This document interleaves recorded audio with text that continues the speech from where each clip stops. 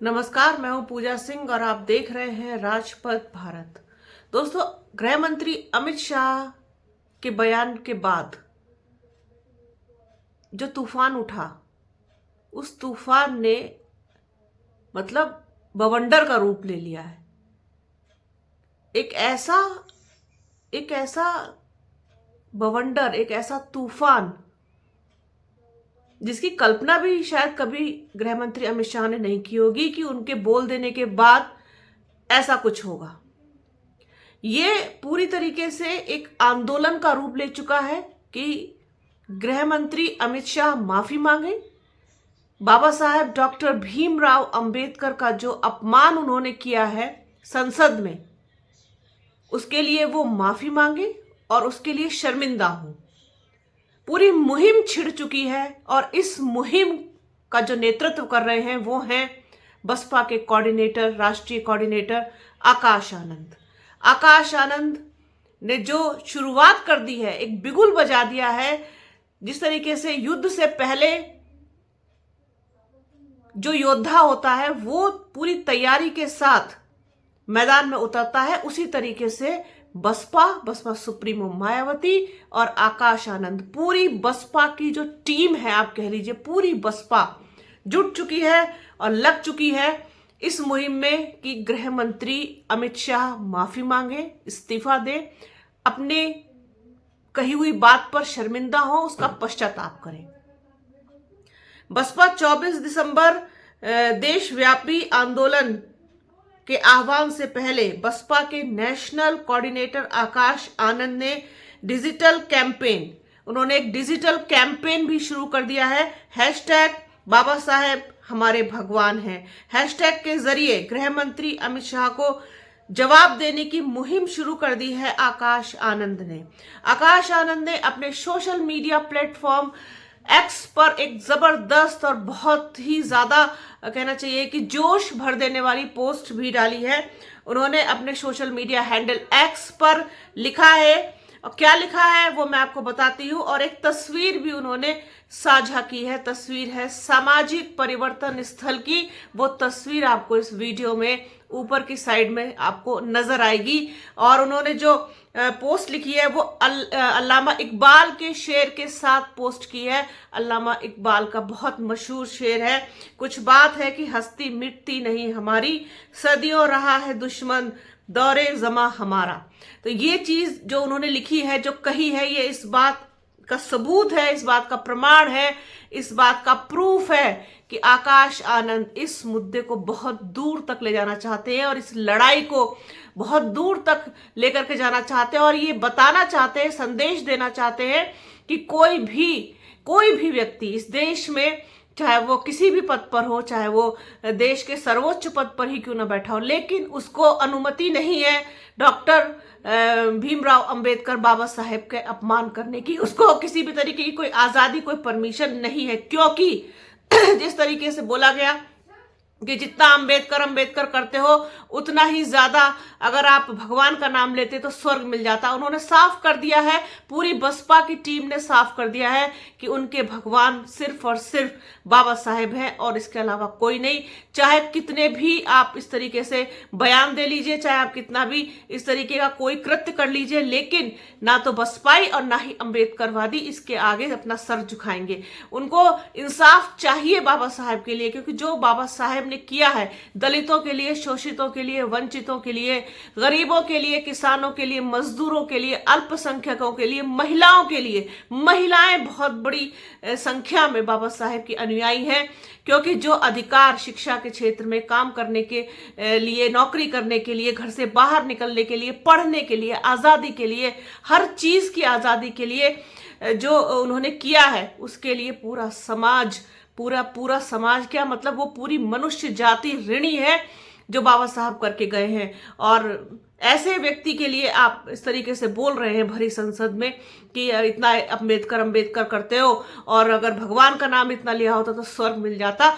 उन लोगों के लिए वही स्वर्ग है जिनको इस जो आजादी मिली है, जो अधिकार मिले हैं बाबा साहब की वजह से, संविधान की वजह से, वो आज नौकरी कर पा रहे हैं, वो स्वतंत्रता के साथ जी पा रहे हैं, बोल पा रहे हैं, लिख पा रहे हैं, पढ़ पा रहे हैं।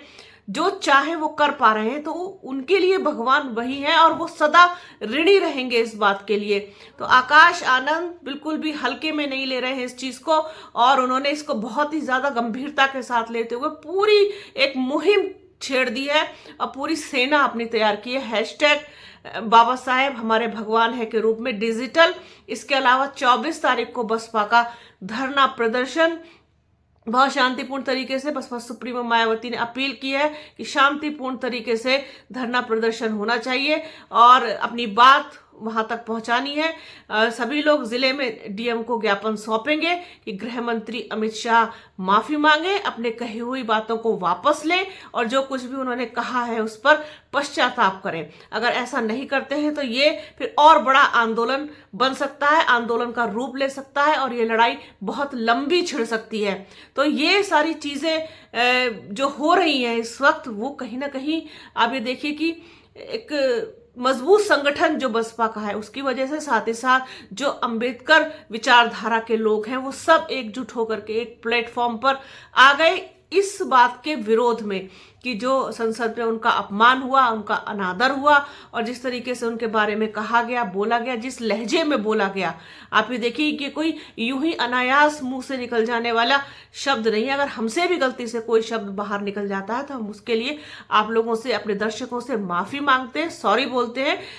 ये अंदर से होता है, एक नेचुरल मॉरल कर्टसी होती है कि हम कुछ गलत बोल गए हैं, अगर हम आवेश में भी गलत बोल गए हैं तो उसके लिए हम माफी मांगे, और माफी मांग लेने से कोई छोटा नहीं हो जाता। ये बात इंसान को जीवन में बहुत बड़ा बनाती है कि अगर आपसे कोई गलती हुई है तो आप उसकी माफी मांग ले, भले इंसान आपसे चाहे वो उम्र में बड़ा है या छोटा है।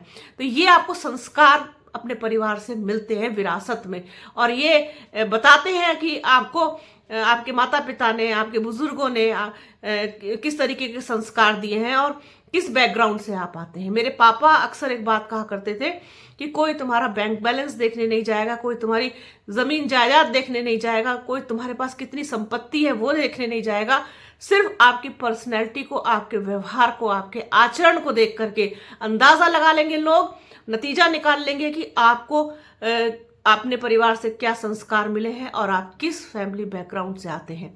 तो ये चीज है, माफी मांग लेने से कोई छोटा बड़ा नहीं होता। लेकिन आकाश आनंद जो है वो इस बात को कतई भी हल्के में लेने के मूड में नहीं है कि बाबा साहेब अंबेडकर का अपमान जो किया गया है उसको यूं ही जाने दिया जाए। तो ये पूरी मुहिम और ये पोस्ट जो सामाजिक परिवर्तन स्थल के साथ उन्होंने लगाई है, अल्लामा इकबाल के शेर के साथ लगाई है ये, और हैशटैग जो उन्होंने कैंपेन शुरू किया है, वो सारी चीजें बता रही हैं उनके इरादे क्या है, और उनके इरादे बहुत बुलंद और बहुत हौसलेदार नजर आ रहे हैं। उनका हौसला बहुत बुलंद नजर आ रहा है। सारी चीजें आकाश आनंद इस वक्त इस बात को लेकर के, इस मुद्दे को लेकर के बहुत आगे तक जाने की सोच रहे हैं, और ये लड़ाई आगे तक जाएगी अगर इसका जो है कोई हल भारतीय जनता पार्टी ने, एनडीए ने, प्रधानमंत्री नरेंद्र मोदी ने या फिर गृह मंत्री अमित शाह ने नहीं निकाला, क्योंकि वो लोग खूब जानते हैं कि इस बात का असर उनके ऊपर किस कदर होगा और कहां तक होगा। तो इतने नासमझ भी नहीं है भारतीय जनता पार्टी के लोग कि इस चीज को इस तरीके से, लेकिन बड़ा देखने वाली बात होगी कि इसमें आगे वो लोग क्या फैसला लेते हैं, क्योंकि बसपा इस मुहिम को बहुत जबरदस्त रूप से आगे लेकर के जाना चाहती है और उसने इसको एक रंग दे दिया है, एक रूप दे दिया है, एक मॉडल दे दिया है पूरा कि बाबा साहेब का अपमान जो है वो बर्दाश्त नहीं होगा, चाहे कुछ भी हो, कितना भी आप बोलते हो, कितना भी आप कुछ भी एलिगेशंस लगाते हो, कुछ भी इल्जाम लगाते हो, कोई कुछ भी लगाए बसपा के लिए, लेकिन बसपा इस मुद्दे पर ना तो खामोश रही, ना चुप रही, और ना ही उसने कोई स्टेप को वापस लिया, बल्कि इसको और ज्यादा मजबूत बनाने के लिए 24 दिसंबर को जिस तरीके से धरना प्रदर्शन का ऐलान किया है, वो कहीं ना कहीं इस बात का संकेत है कि बसपा से जुड़ी हुई कोई भी चीज, इस देश से जुड़ी हुई, संविधान से जुड़ी हुई, दलित समाज से, शोषितों से, वंचितों से, अल्पसंख्यकों से, पिछड़ों से, किसी से भी जुड़ी हुई जो चीज है उसमें कोई मुद्दा हो, बसपा पीछे नहीं रहेगी और इसको आगे तक लेके जाएगी और पूरे जोर शोर के साथ इस मुद्दे को उठाएगी। तो सभी लोगों को निर्देश दे दिए गए, तैयारियां पूरी तरीके से पूरी हैं। 24 दिसंबर को धरना प्रदर्शन सभी जिलों के मुख्यालयों पर पूरे देश में। और इस पर जो नेतृत्व मिल रहा है वो बसपा सुप्रीमो मायावती के अलावा बसपा के राष्ट्रीय कोऑर्डिनेटर आकाश आनंद का। और आकाश आनंद ने जो इस तरीके से ट्वीट किया, क्योंकि वो पिछले कुछ दिनों में एक्टिव नहीं थे, लेकिन फिलहाल वो बहुत ज़बरदस्त तरीके से एक्टिव हैं।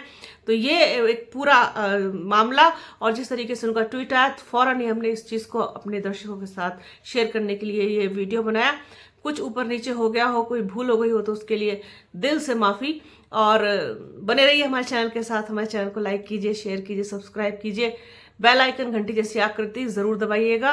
वीडियो को प्लीज़ पूरा देखिएगा, ज़्यादा शेयर कीजिएगा। अपना और अपनों का बहुत ख्याल रखिए। जल्द मिलूंगी आपसे एक नए वीडियो में, एक नए मुद्दे के साथ, एक नई चर्चा में। तब तक के लिए जय हिंद, जय संविधान।